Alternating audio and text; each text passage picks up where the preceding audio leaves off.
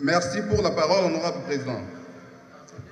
Honorable président de l'Assemblée nationale, honorable membre du bureau, honorable député et chers collègues, je prends la parole par motion d'information pour dire à la représentation nationale d'ouvrir les yeux sur les horaires sans fait qui se commettent sur les populations du territoire de l'Odja. Les faits sont si graves qu'à ce jour, ce déchaînement de violence folle risque de constituer une menace sérieuse pour la paix et la sécurité nationale.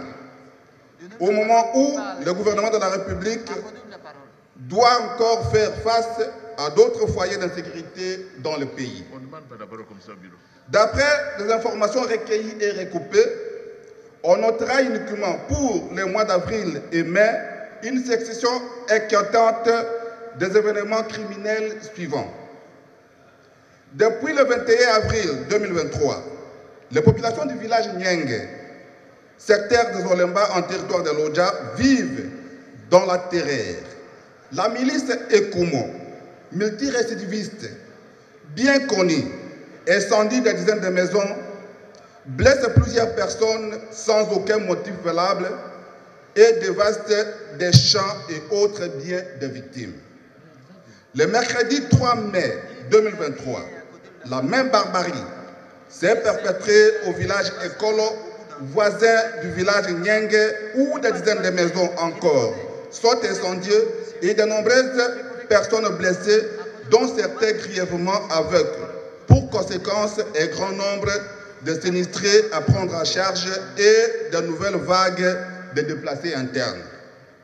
Dans le village Wema, en secteur d'Ambamangi, on signale depuis avril les faits similaires mis à l'actif d'une milice nommée Fumbe Chungo.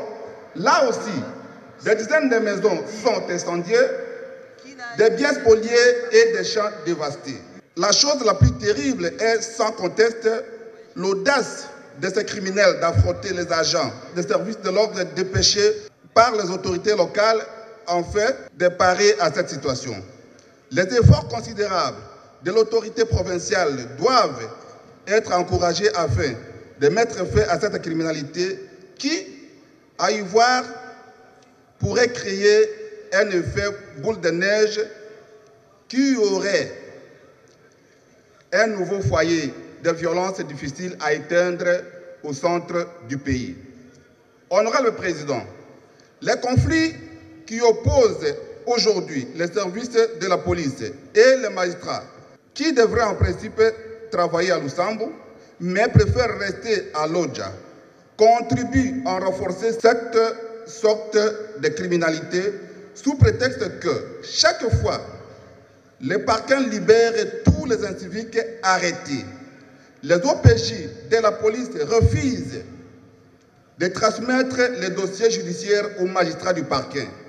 En représailles, le parquet a ordonné la fermeture des cachons de la police, qui à son tour a retiré tous les policiers des instances judiciaires, notamment du parquet général et du parquet de grande instance de Lusambo basé à l'Odja. Honorable Président, honorable membre du bureau, honorable député, chers collègues, c'est pour comprendre la dynamique qui manifestement cherche à torpiller l'engagement du président de la République, Félix Antoine Tshisekedi Tshilombo, aux populations du Sankuru, de leur garantir la paix et la sécurité. Donc, je sollicite l'envoi d'une commission d'enquête parlementaire qui va recueillir les éléments d'information les plus complets afin d'éclairer la lanterne de l'auguste plénière sur les drames que vivent les populations de ma circonscription électorale. J'ai dit, honorable président. Merci, chers collègues. Je crois que ce qui se passe dans le Sankuru est inacceptable. On ne peut pas accepter des milices à ce stade et dans notre pays.